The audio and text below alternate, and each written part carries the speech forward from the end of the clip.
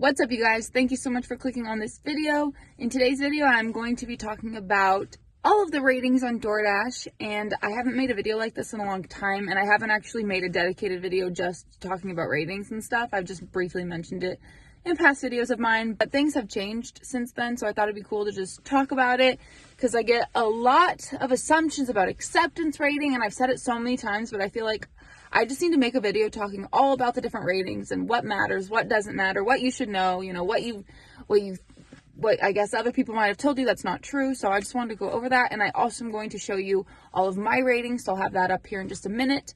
But I actually wrote down just some stuff I want to tell you guys about each individual thing. So I'm just going to get right into it. But first, I hope you guys had a great Christmas. I know I've mentioned that before. Today's the 29th, I think. And so this video will be up before not Christmas Eve, but New Year's Eve. And I'm actually going to do a New Year's Eve video. So that will be posted probably after you see this video. So stay tuned and subscribe if you want to see my New Year's Eve video and how much money I make. Hopefully it's good. Who knows? So we're just going to go in order from your rating, like your customer rating, all the way down to your lifetime deliveries. The deliveries is very obvious. That doesn't mean anything, but let's just start with the customer rating. So if you did not know, the customer rating does matter, and that means you need to have a 4.2 or above.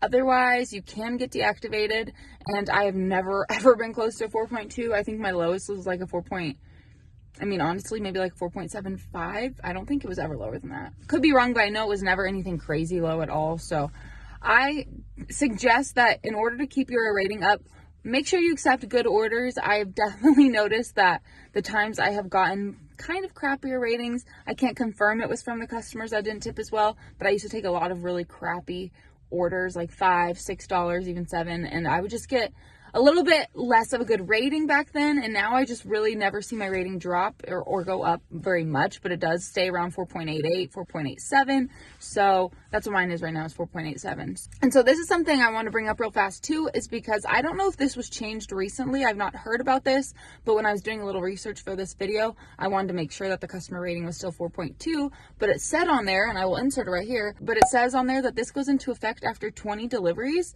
and so it's always been 100, so I don't know if they just changed that. If you guys know, please let me know down below. I haven't looked it up much yet, so I'll probably look it up if no one else knows, but I always thought it was 100 deliveries, so I don't know when that changed, or if everyone was just wrong, because I've heard that from everyone, so I don't know.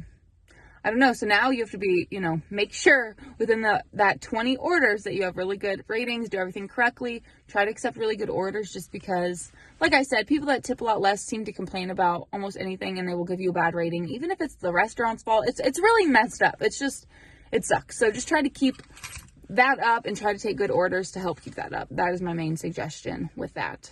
So now let's talk about acceptance rating. This I just really wanted to talk about because you would not believe, I get comments about this all the time. I get this about Uber.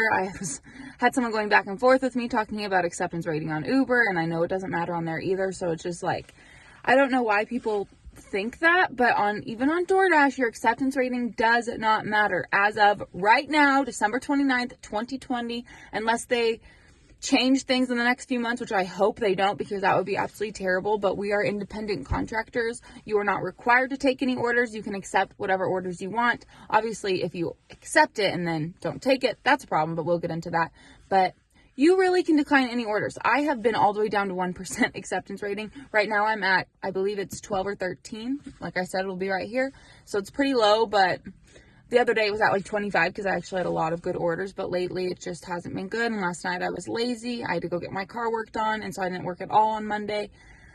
And I just had it on and was declining, so that kind of dropped a little bit more. It was around 15, so that doesn't matter. I've never been threatened for deactivation over that, and so I just want people to understand it does not matter. You do not have to accept every order. Some people must believe that they need to have a super high rating for whatever reason, other than being top dasher, which is so not worth it.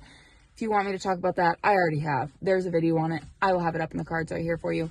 Go watch it if you're interested in if top dasher is worth it, because I have been one. It's not. So there's a short answer for you.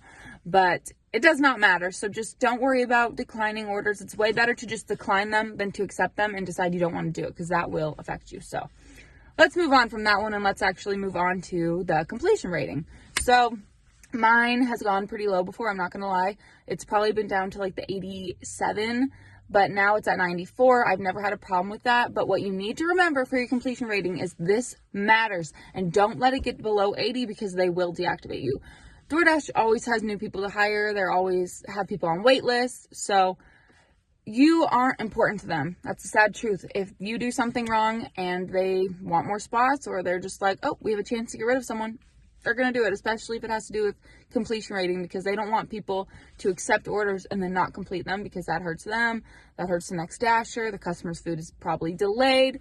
But obviously, sometimes you do need to decline orders that you've already accepted, because the restaurant might be like, oh my God, we just got it and it's going to be like 20 minutes. So unless it's a super good order. But I try not to accept orders that I might not want to do. So I always want to make sure it's worth it. So just try not to do that, because it really can affect you in the long run. But obviously here and there it's fine. So just be picky with when you decline the orders after you accept them. So that's all I have to say about that one. So this next one is the on-time rating, and I have a little bit to say about this, because the actual on-time rating, I do not think it matters. Like, the on-time rating for me has never changed. I think you can go look back months and months and months ago, and I think it was at 93, which I think is what it is right now. I get the completion and on time confused. I'm pretty sure it's 93. So that has always been 93 for me, and I don't know why.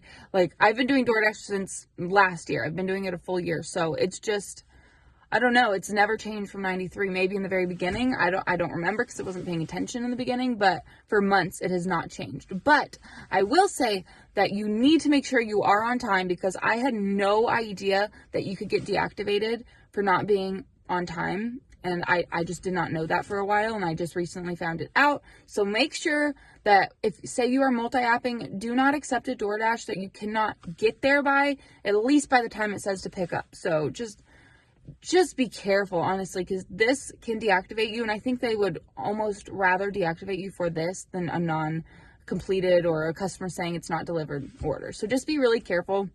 But my rating has never changed.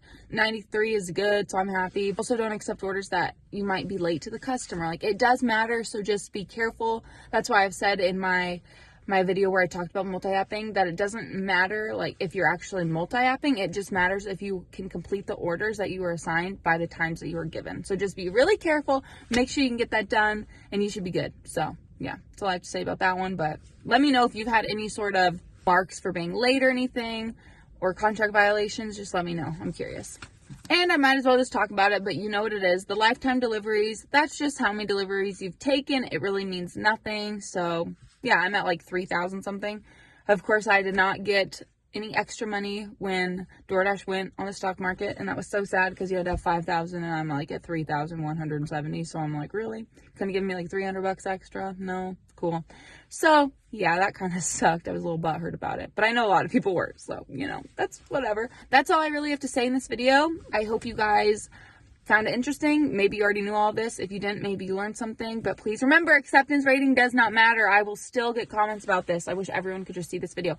It does not matter. Please tell me where it matters. Show me where it matters, because I've had people say, oh my God, you're going to get deactivated. On my Uber video, where I declined every Uber in a day just because I was feeling petty, and honestly, all the orders, not actually that day, shockingly, some of the orders were decent, but not anything crazy, so I didn't even do any of them. But people were like, this is a great way to get deactivated, and I'm like, how? It's not like I'm accepting the orders and then just canceling them all the time. I don't understand why someone would say that. I'm still activated on Uber. I've never heard that your acceptance rating matters on Uber. Please show me where it matters, because I was never told that. So yeah, I'm an independent contractor, but I was going back and forth with this person, and they were just telling me I was wrong. So let me know what you think, because I know I'm right.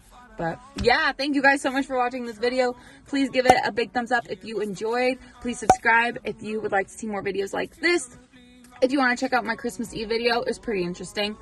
It was my previous post before this one. I will also have it up in the cards, and I will talk to you guys in my next video. Stay safe. Bye.